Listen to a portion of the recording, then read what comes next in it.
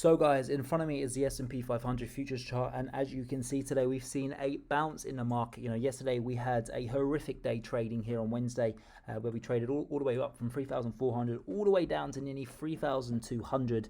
And today we've seen a roughly 1% bounce here in the markets. But I wouldn't be too excited about this bounce. Yesterday the markets overshot towards the downside, and I think today they've just done the same thing towards the upside. So going into tomorrow's trading session, I do expect this trade to kind of balance out. I think we will be trading back down, in the red or flat at least. I don't expect a massive recovery trade here back up towards all-time highs, or at least back up to the 50-day EMA, because we have the US election coming next Tuesday. There's a lot of uncertainty of who's going to win, whether it's Donald Trump or Biden. And historically, guys, the markets trade in the red 9 days prior to a US election. I've been saying it the last couple of videos, and I'll keep saying it up until next Tuesday. So do not put too much money to work, and especially if you have a small trading account, be very, very, very careful. These are very volatile and choppy times, and it's incredibly difficult to predict where the markets are going to go next. So as I mentioned at the start of this video, we do offer a trading signal service. So if you are new to trading, I definitely recommend that you sign up,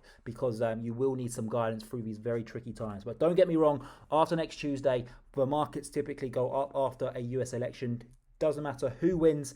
Not saying that that's always the case, but looking back at the history, stocks do perform very well after a US election. And of course, as well as that, we're going into November, December, and especially January, which are typically very, very bullish months here for the US indices. So very exciting times to come. We've had some great dips in the market occur this week, although that there's been a lot of people losing money. These dips actually offer great buying opportunities. So I am a buyer on US indices, but it just requires a bit of patience. So I wouldn't be putting too much money to work prior to the US election. Next Tuesday to Wednesday, that's when I'm really going to be putting my portfolio, the money that I have allocated in my portfolio to work.